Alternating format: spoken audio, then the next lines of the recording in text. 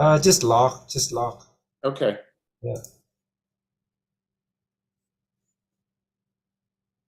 Do you see on your computer? It said you are live, and you had to hit got it or something. Yeah, I did. Okay, so you receive it. All right. Yeah. All right. Hello everyone. Welcome back again to my YouTube video channel. Today I have an honor to invite Dr.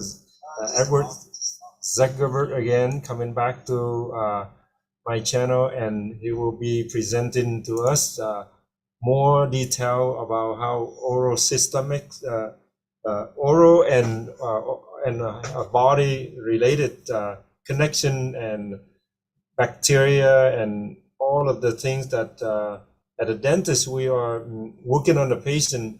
But now there is the world have changed. There is a lot more technology integrate, and we found it interesting. So today's topic will be having Dr. Zuckerberg will be talking to us about uh, bacteria, P. gingivalis,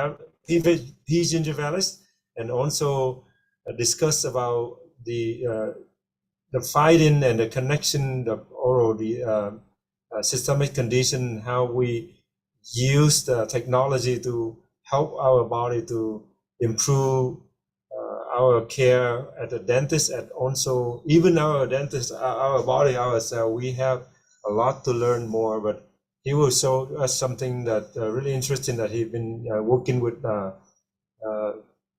bio company. And so, Dr. Zuckerberg, the floor is you. Please introduce your work so far with the company.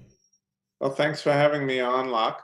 It's always good to be able to have a platform to chat with my colleagues and people who are interested in the topic that we're discussing. I think last time we mentioned some of the work that I was doing with a different company, Keystone Bio, that had a monoclonal antibody to eradicate P. gingivalis that's in development and about to start trials in Australia. But I think before I discuss the work that Biome is doing now, and I'm acting as their chief dental officer as well, I'd like to, give a little introduction to the topic and also a little background on how Viome came to be, you know, on the verge of, really transforming the way that dentists deliver information and care to patients. So, It's beautiful. I my apologize that I have not introduced you at the chief dental officer for Vio, which is a company that we would like to have a conversation about today. So yeah, so, a little background first. I think all health practitioners, and especially dental practitioners, be they dentists or hygienists or anyone who's worked with patients, are aware of the potential for disease in the mouth to spread to the rest of the body. What we don't understand, what there's a real dearth of information about, is how that transmission occurs.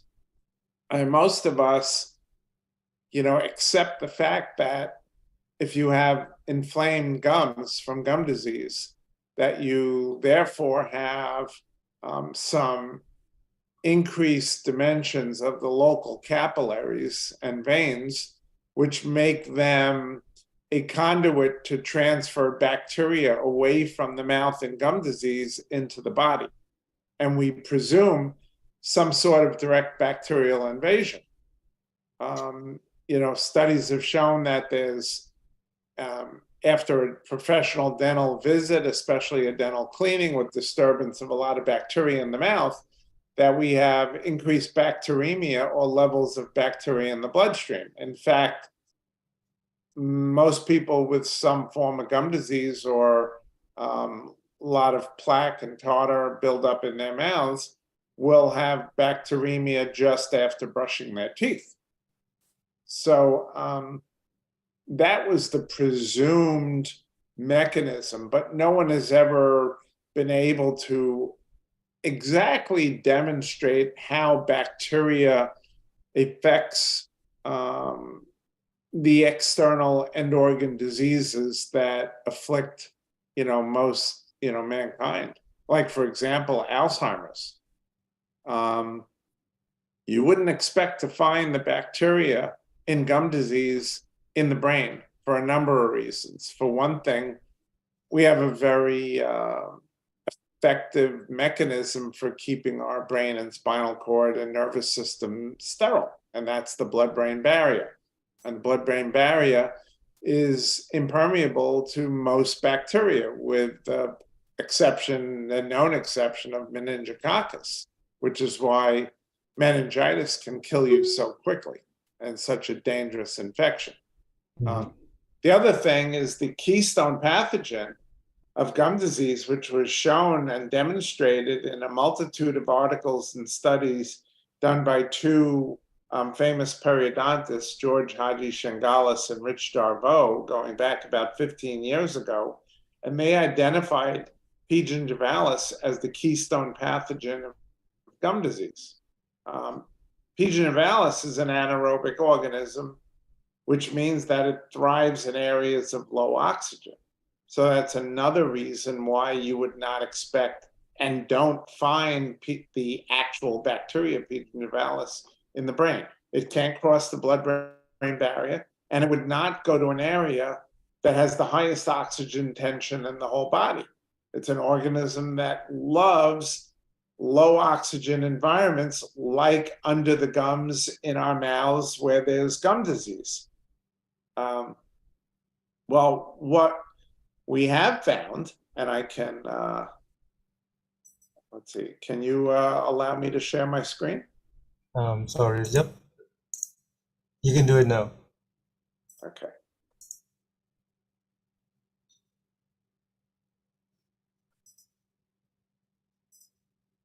Okay, so what we have found is that there are these outer membrane vesicles in the organism that the arrows are pointing to in this diagram. Each organism of P. gingivalis releases literally thousands and thousands of these outer membrane vesicles that are filled with toxic proteins. Now, while P. gingivalis itself can't cross the blood-brain barrier, these outer membrane vesicles carrying these toxic proteins called gingipains are able to cross the blood-brain barrier. And once in the brain, they interfere with neuronal transmission, which is a driver of dementia. Dr. Zuckerberg, would you mind to share the full screen? Then you are at the, like, one more click to have the full screen. Okay. Yeah. Find that here. Yep, thank you. Okay. So there have been studies done that show that when the brains of Alzheimer's patients have been autopsied after the patients have expired, and studying these brains, we find in virtually 100% of their brains these toxic proteins with the DNA. Even though they're not the organism, they carry the DNA of P. gingivalis, so we know these toxic proteins are produced by the bacteria. And we have a clear understanding now of how periodontal disease, through the gingipains or toxic proteins of P. gingivalis, travel through the blood system, travel through the nervous system, penetrate the blood-brain barrier, and interfere with neuronal transmission and cause dementia in the brain.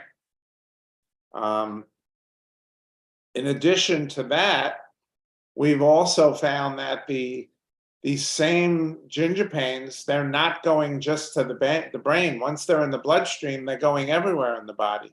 Well, they make their way into the liver, where they attenuate insulin sensitivity by interfering with the process of glycogen synthesis.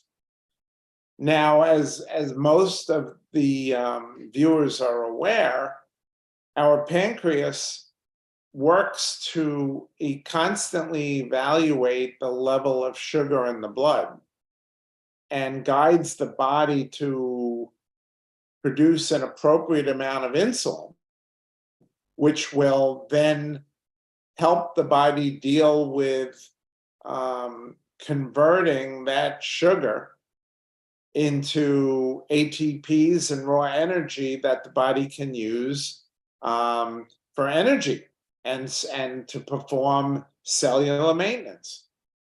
But if glycogen synthesis is impaired, as we have shown that it is by these ginger pains, well, then the pancreas is getting a message that despite the appropriate amount of insulin, our blood sugar is not going down the way it should. So therefore, it sends a signal to produce more insulin and more insulin. And we get into a cycle where we have new cases of diabetes are caused by the prevalence of these ginger pains in the liver.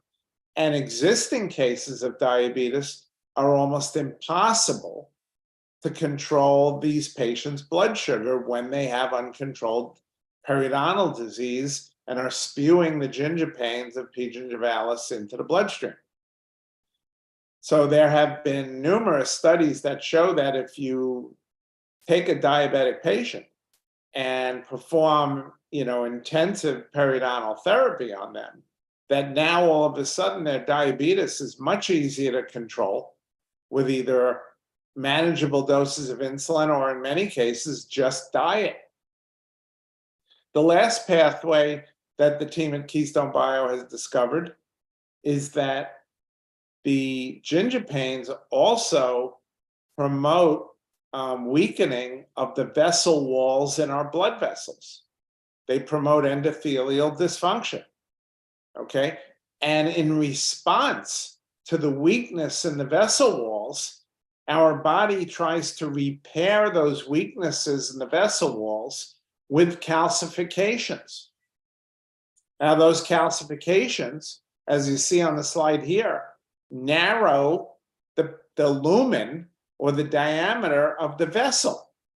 And when they do that, they cause the heart to work harder to push more blood through at a faster rate, which causes high blood pressure and then ultimately leads to heart attacks and strokes. So we are understanding through identifying the processes of how it works, how the bacteria ultimately starts this in the mouth. And we've identified a number of bacteria in the process. There's a company called Direct Diagnostics. Direct Diagnostics has a test called the HR5, which stands for the high risk 5. This is a simple salivary test that dentists can perform in their office. Mail the saliva sample collected from the patient to Direct Diagnostics and get back a report on these 5 bacteria: Aggregatibacter actinomyceta P. gingivalis, Treponema denticola, Tannerella forsythia, and Fusobacterium nucleatum. What you see here on the left is my own mouth, because I have periodontal disease and I've had it for 20 years. I'm controlled. I see my hygienist religiously every 3 months for deep scaling and root planing. And the test on the left was a saliva sample that I gathered the day before my 3-month hygiene visit on June 29th of 2022 last year. So that would theoretically be the time when my bacterial levels in my saliva would be the highest. And you can see my Aggregatibacter, my P. gingivalis, and my Tannerella are all in the bad red range, very, very dangerous high levels. My Fusobacterium nucleatum is in the yellow warning levels. and I do not have any treponema denticola. On the right, you'll see the result done just a few days after my scaling and root planning visit with my hygienist. So now, a few days after a cleaning, there's a complete absence of aggregatobacter in my mouth, as well as Tannerella, which I didn't have to start with. My P. gingivalis, though, even though it's significantly less than it was, is still in the red zone. My Tannerella went from the red zone to the yellow zone, and my Fusobacterium went from yellow to green. So that looks promising that there are beneficial effects of periodontal care. Unfortunately, what we found out is that those effects are not long lasting.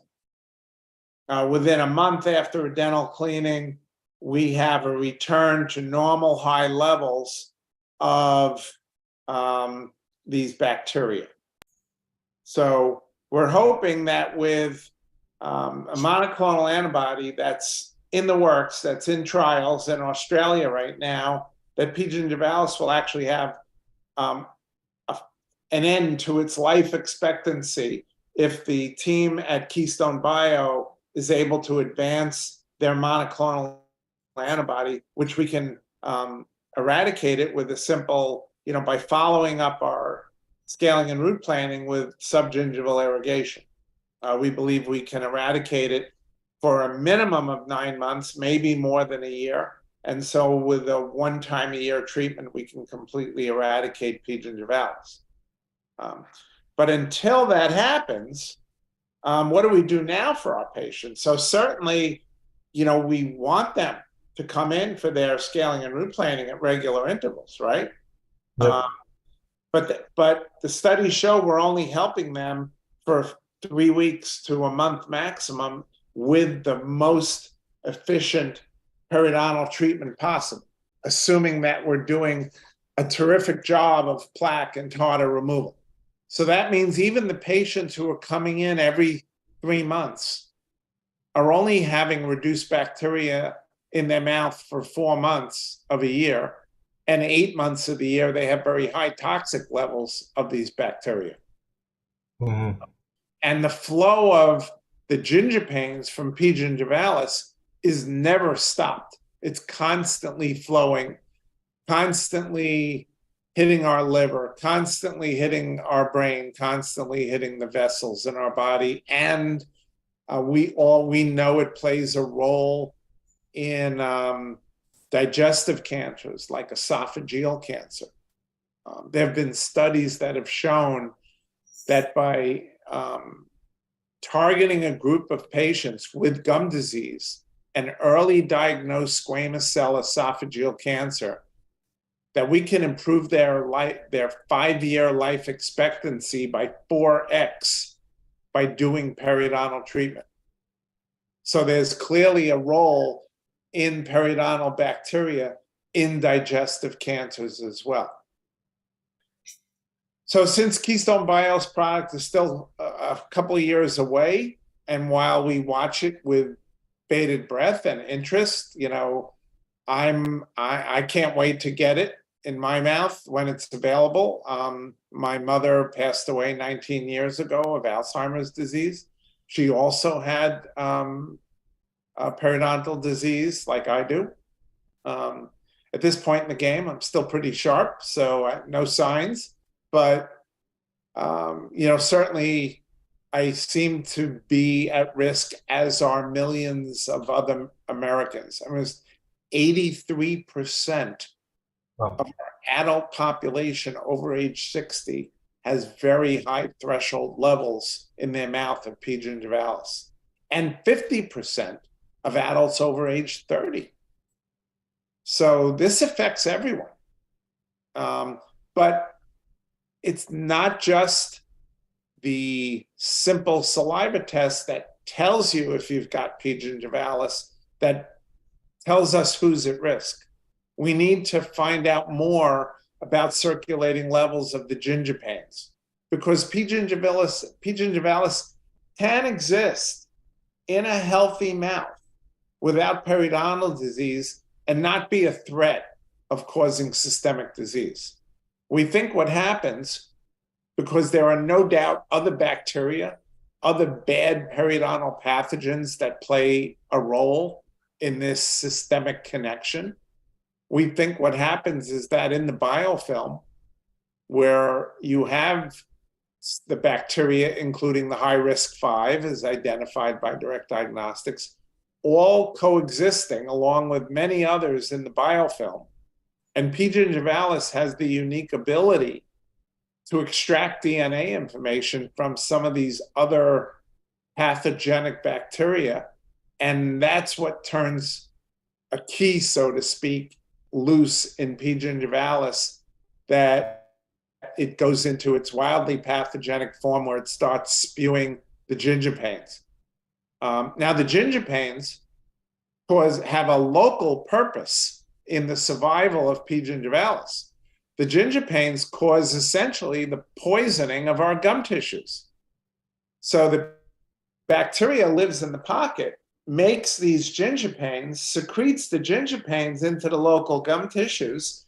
The toxic proteins cause the inflammation that we are familiar with in periodontal disease. And that inflammation creates an environment for P. gingivalis to thrive.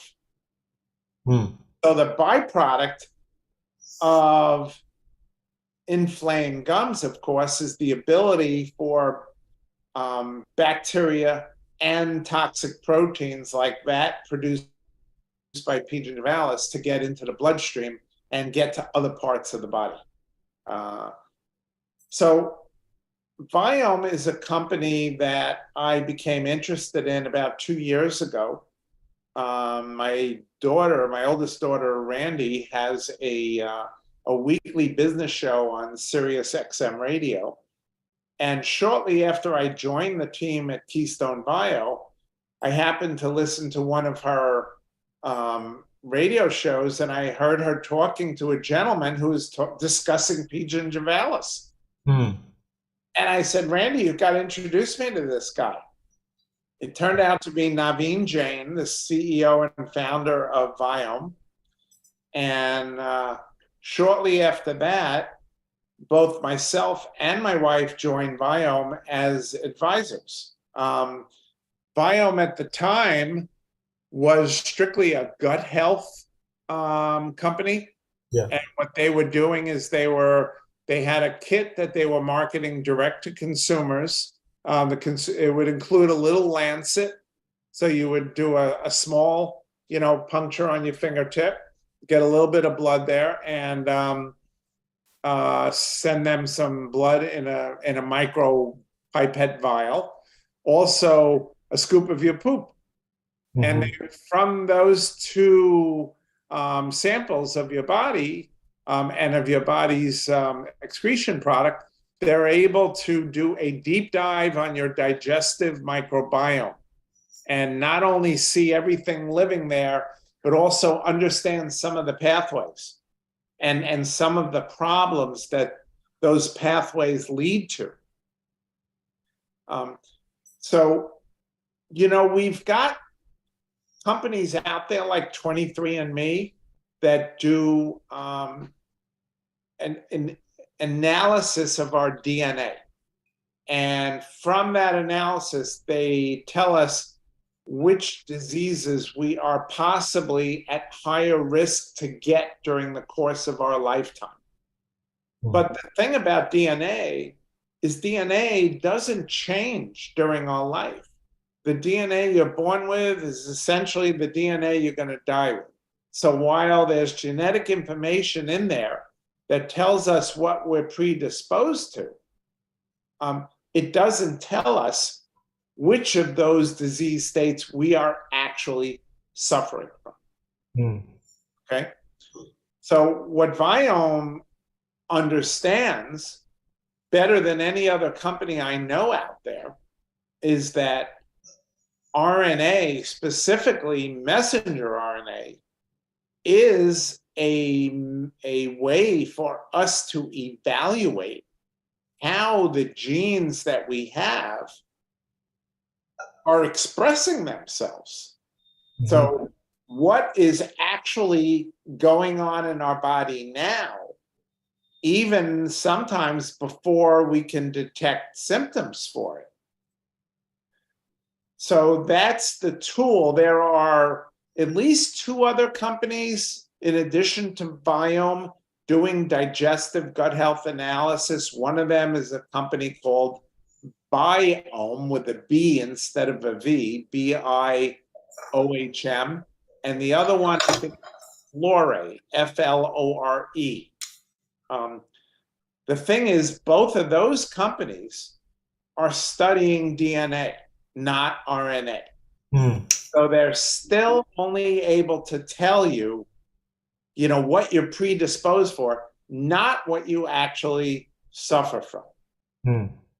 So Viome is collecting all this information on mRNA activity in the body, and what every person's microbiome, both in their gut and their mouth, are unique from everyone else. And from this data collection, we at Viome are able to make recommendations both in diet and in nutritional supplements to affect positive change in the pathways that are being expressed, many of them which are influenced by the microbiome in our gut. And we've now found the same thing to be true in the mouth. Mhm. So since their existence 5 years ago, Viome has collected over 750 trillion RNA nucleotides. Over 500,000 samples have given them that data. And from that, they've found over 40 billion different molecular features from these samples, weeding out extraneous data that's not important. They've narrowed down, because 97% of the data that comes in is extraneous and needs to be weeded out. From that, they've come down to 30 predictive models. Including aging and obesity, diabetes, IBS, IBD, and of special interest to dentists, which I'm going to talk about in a second, oral cancer. Mhm. So Viome has, kind of like the work of Keystone Bio, shown all these bacterial relationships to all these different maladies affecting mankind: cardiovascular disease, Alzheimer's, cancer, arthritis, diabetes, etc. In all of these, there are many bacteria listed here, but in all of those, you see P. gingivalis as a player linked to everything here, with the exception of caries. Okay, caries is a local disease of the teeth.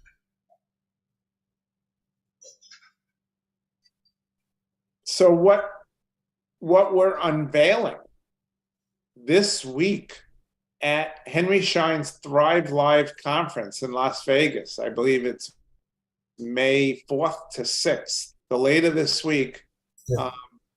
Viome is unveiling their Oral Health Pro with Cancer Detect. Mm. There is nothing like this available to dentists, and this will immediately become a standard of care. So with the simple saliva collection, Mhm. dentists will now be able to deliver to our patient with a 95% specificity whether they have oral or throat cancer. Wow. Wow is right. And that's 95% specific, meaning that if the test says yes, the margin of error is only 5%. And it's 90% sensitive. So a 90% sensitivity rate means that if you get a not detected, like the sample patient here got a not detected, that means that only a 10% likelihood that that person might have cancer. So there's a 90% sensitivity of the test.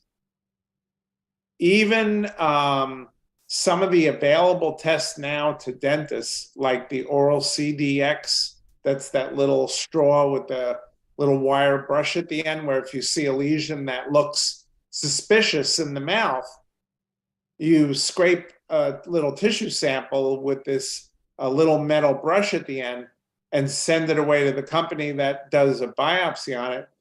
Even targeting a specific lesion, that test is only 65% specific. Biome, in a non-invasive manner, without even seeing a red spot, a white spot, or any lesion at all in the mouth, is 95% specificity from a simple saliva sample. And It does help a and lot who with should the, I'm sorry, it help a lot with the a patient already have oral cancer and they are on remission treatment, or after they get treatment of radiation, and now they worry a lot. I don't know when I'm gonna get it again. So it's really nice to do this for those people too. Well, so now you're identifying a high-risk patient an ultra-high-risk patient, one who's already had oral cancer, Yeah. who you can test fairly frequently. They can do the test at 3-month intervals. But I think that traditionally, the patients we've identified as high risk for oral cancer are people over 50, people who are smokers, people who are heavy alcohol consumers. But now one of the leading causes of oral cancer is HPV infection. Yep. Oral HPV. And so now pretty much anyone who's having sex is now at high risk for oral cancer. And the number of oral cancer cases has been growing at an alarming rate. One of the reasons we think that this may be happening, despite our efforts to really curb tobacco use, is because of what's an apparent behavior change towards increased numbers of sexual partners. So we're essentially basically saying that virtually every patient in the dental office qualifies for at least an annual screening. And then every patient who's at a high risk or an ultra high risk, like a previous oral cancer patient or someone who's had a biopsy for a leukoplakia or a red spot or a white spot that came back negative, but maybe with some dysplastic cell changes that puts that patient at a high risk, those patients, we can do it frequently. Well, this Oral Health Pro with Cancer Detect does not stop with an oral cancer yes or no. It further presents for the dental professional to deliver to the patient 6 additional scores that you see here on the right: fungal activity, genotoxic activity, dental health score, a gum health score, breath odor management, and pathobiont activity. Each one of those gives a picture of what's going on in our mouth. So, for example, the gum health score is going to tell patients about the high microbial activity related to mucin and periodontal tissue damage. And it'll give us, the Viome test will also give us a deep dive on all the bacteria in our oral microbiome, every single one. targeting, of course, the dangerous P. gingivalis. But not only, unlike the HR5 from Direct Diagnostics, which simply gives you levels, and other companies that are out there like Bristle Health and Oral DNA, which also do saliva testing and can give you a quantification of how much P. gingivalis you have in your mouth. The all-important factor related to that is what's going on with the ginger pains. So what the Viome test can do with its mRNA analytic capabilities is Viome can actually check the gene expression on P. gingivalis and determine which patients not only have high levels of PG, but who's at risk for spewing large amounts of ginger pains throughout their bloodstream, throughout their body. So Viome gives a much more really cornered-centric approach on gum health. Let's take a closer look at one of these reports. Let's look at the fungal activity report that we've blown up here on the screen on the left. So in this sample patient who had negative oral cancer, oral and throat cancer, that's good news, right? Mm-hmm. But the same patient also scoring 34 on their fungal activity.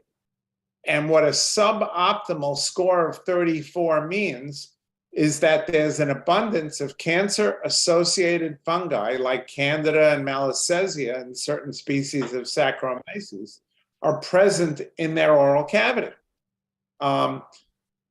Why is that individual, why are fungi able to chronically settle in their mouth depends on a variety of factors, including properties of the particular fungi in their mouth, their host defenses, and the composition of their oral microbiome.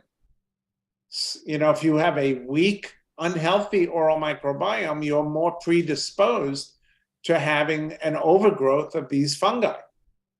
So we know that if chronic fungal infections are left unchecked, allowing them to flourish, that is associated with an increased risk for oral and throat cancer. So good news, no oral cancer now, but bad news, you've got a suboptimal fungal activity score, and we've got to treat that. So much like, you know, when I just had my physical, my routine annual physical with my physician last week, and while he listens to my heart and checks my blood pressure and does an EKG and tests my cranial nerves and whatnot, a significant part of my appointment is spent discussing my blood work. And obviously, we're going to focus on the things that are not within the range of normal or optimal. So, for example, if my cholesterol were high, the doctor will discuss some behavior modification changes for me, like dietary changes to, you know, avoid red meat and fats and things of that nature. And then he might also say, look, your cholesterol is high enough that I should prescribe a statin for you to help reduce your cholesterol. Mm-hmm. So in the same way, we are putting tools in the dentist's hand and in the dental professional team's hand to now show hard data like blood tests. You know, saliva is our blood. Saliva is how we gauge our patients' current oral health. And through their saliva, for example, with this patient with a suboptimal fungal activity score, we're going to prescribe medication. We're going to put them on a 3-month antifungal therapy like fluconazole or nystatin or one of the others that are on the market. In addition, we're going to explain to them that improving their oral microbiome, decreasing high glycemic foods and added sugars, and limiting their alcohol and tobacco consumption can all improve their oral microbiome and create an environment that's less healthy for the survival of the fungi, which are currently a problem for them, and putting them at risk for oral cancer in the future. Mhm. And from these other 5 reports that we can get, you see how the dentist and the hygienist or the trained staff member is now able to really do a deep dive with the patient and give them data which they will believe, data which will help us convince them to accept periodontal treatment plans that they have up until now not been compliant with or not accepted a treatment plan for, to make dietary modifications and things like that. So, I mean, we know that oral cancer is such a terrible disease. It kills many people with a 50% 5-year survival if we don't detect it very early. We can improve that survival rate up to 84% if we detect it early. And even those that survive it, many of them have a really poor quality of life. They've lost their ability to taste. They've had to have a jaw reconstruction, which means they can't chew well. They've had disfiguring neck surgery, so they're, despite plastic surgery, their personal appearance is, less attractive. In short, a serious impact on their quality of life, even if they're one of the fortunate ones to survive oral cancer. Yeah, even after they have the treatment, the radiation make them occasionally, almost frequently a lot of pain on when they talking, just pain on and off, like some day good, some day super painful. I was just talking to a patient on the weekend. He got salivary gland cancer and surgery and radiation. And he just say, someday I just don't want to talk to anybody. It just hurts so much. The pain is something that it's incredible that he mentioned too. So the Cancer Detect Oral and Throat is a lab-developed test, which means combined with FDA breakthrough test designation, which means this can go to market right away, and it's going to be made available this week. Wow. So while it's available, we're still applying for full FDA approval and health insurance reimbursement. And that would be a huge plus. Obviously, on top of the great data we can apply here, if we can also get insurance reimbursement for this. So we're optimistic, and we have currently evaluating and submitting claims to a number of insurance companies. There are CPT codes. For now, what we're doing, the patients who are doing the oral cancer detect are going to fall into 2 categories, positive or negative. Obviously, the patients who are positive for stage 1 through 4, oral squamous cell carcinoma or throat, are going to be followed up with biopsy and imaging to locate the source of the lesion. Those who are negative, but might fall into a category of what we call OPMD, or oral pre-malignant disorder, are the ones that would, like you said, that we've identified at high risk. They've got maybe dysplasia, leukoplakia, frequent canker sores, ulcers in their mouth. Those are people you're going to want to screen frequently, but virtually every patient in the practice, at least annually. So as I mentioned, they have FDA breakthrough designation for a couple of years now. They've received the CPT code from the American Medical Association, which permits this to be submitted to medical insurance for billing. Remains to be seen how carriers handle that. And, obviously dentists can bill medical insurance. So certainly things like an encounter, screening for malignant neoplasm, procedure code, gene expression profiling, these kind of things, even an office visit are things that dentists can bill medical insurance for. And Viome is actually partnering with a medical insurance biller so that will be incorporated into their suite of services to dental offices who get involved with the Viome program.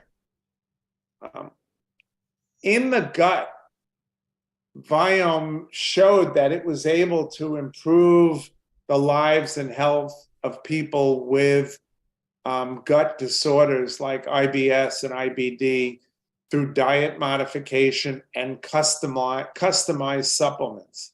So what they did in the gut was they actually determined the exact need. No more going to like CVS or Walgreens and arbitrarily, I'm going to pick up 1,000 a C and 2,000 a D because I heard that's good for you. And let me get 500 a B12 while I'm here.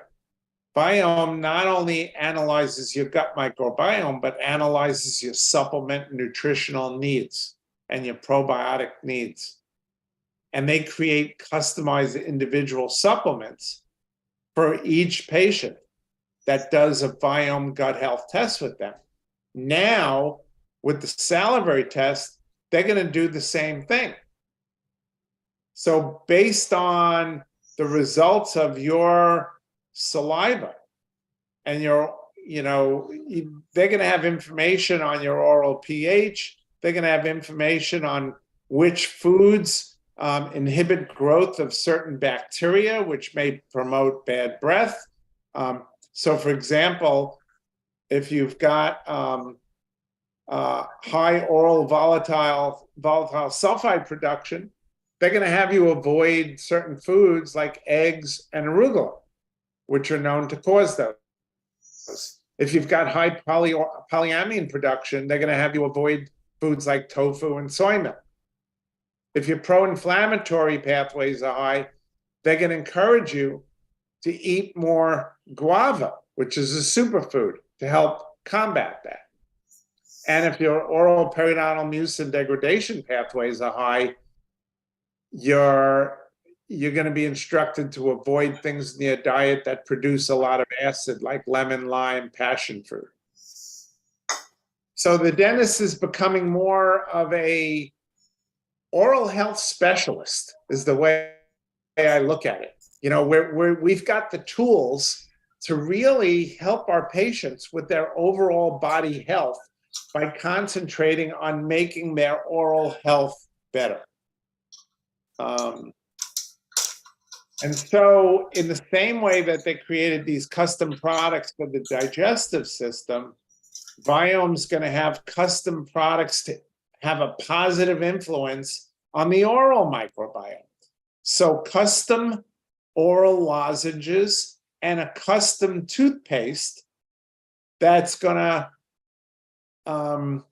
not only function to remove plaque 250% better than anything else on the market, but working with certain postbiotics and prebiotics and polyphenols and antioxidants, each person's going to have a toothpaste and a lozenge customized for them that's going to influence and support healthy growth levels of beneficial bacteria in the mouth.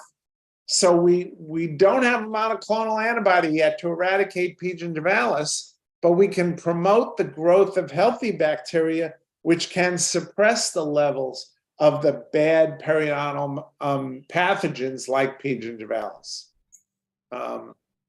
Amazing. Dentists are going to figure out ways to really change the way they practice with these tools. It's going to, first of all, it's going to get more patients to really believe in what's going on in their mouth as a driver of diseases of the body. And it's going to make them realize the importance of the dentist in their overall health picture. Oh my God, I love it, Dr. Zuckerberg. I love it. Uh, I feel like it's so beautiful. You mind if I just switch to the big screen? I mean, just Yeah.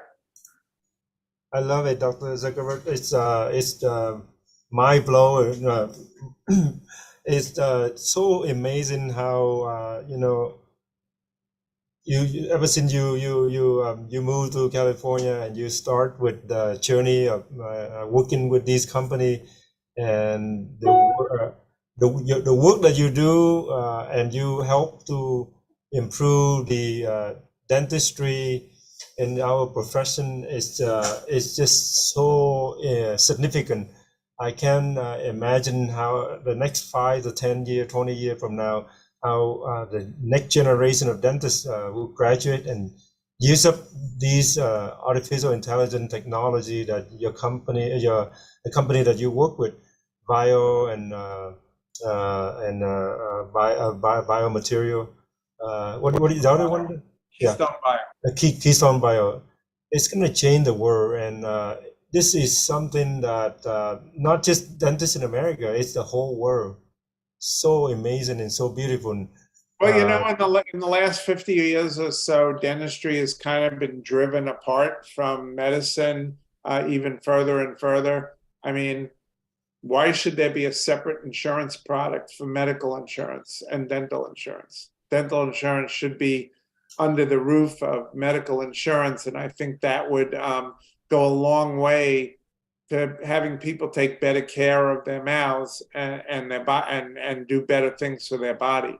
And I think as the medical community, not just dentists, but as physicians understand these pathways and the mouth as the instigator or driver of many of these diseases in the body, I think, if I could look into my crystal ball here 10 years into the future, I think what we see is a patient going to their primary care physician for whatever they want to be worked up for. Is it early dementia or concerns about high blood pressure or concerns about, irregular heartbeat? Before they do anything else, the physician's going to go, we need to first, before we do anything else for you, we need to rule out the common driver of most of the diseases in the body, which are bacteria in the mouth. So before I do anything else, you need to see our dentist and rule out and treat any periodontal disease you have. that's exactly what the cardiologists have been doing for the heart patient.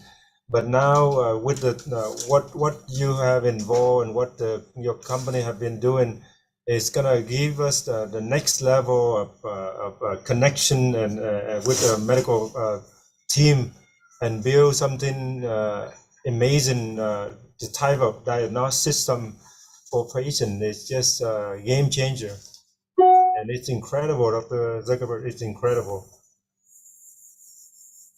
All right. Well, thank you for having me on and having the opportunity to enlighten your listeners. And hopefully, I have got them thinking and moved them into action. The Biome Oral Health C.Pro, with Cancer Detect for the oral and throat, will be available next week. Wow. And I can't see a reason why this won't become a standard of care. I mean, with this tool available, how can we justify our existence as practitioners and not treat our patients with the finest technologies and the finest diagnostic aids available? Absolutely. So to get the tool available, what are the website that they would go, Dr. Zuckerberg? you Well, know, there will be information available on how to obtain it at viome.com. So dentists will be able to get it from them, and also through a partnership with Henry Schein, there will be the ability to obtain the kits from Henry Schein also. And the technology really lends itself beautifully to integrate with practice flow. The consultations with the patients after the saliva collection can easily be done virtually, and probably makes most sense to do it that way. I mean, if a patient has a positive result for oral cancer, you probably want to handle that in person. But if they have a negative oral cancer, and then you want to go over the results of the other 6 detailed scores, this is something that the dentist, the hygienist, or a trained member of the staff can do during downtime in the office, maybe a patient cancellation, or maybe even the dentist, hygienist, or that employee schedules a half day or a full day a week of work from home, just doing calls on Viome results from home, scheduled calls, and again, bill him his office visits to medical insurance. So in case if the dentists want to have questions, when they reach out to Vio, they would be connected to you, Dr. They can reach out to me directly also. ezuckerberg@gmail.com is the easiest way to reach me, or on my Facebook page, Painless Social Media. Okay. Thank you again, Dr. Zuckerberg. It's been an honor to have you on the channel. I really appreciate your time. My pleasure, Locke. Always great joining.